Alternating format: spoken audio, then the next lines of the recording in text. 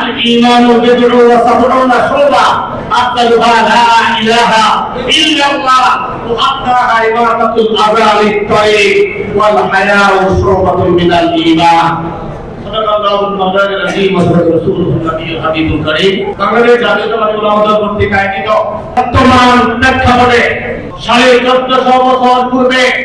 আমার নবী আপনার নবী রাহমাতুল্লাহ সুবহানাল্লাহ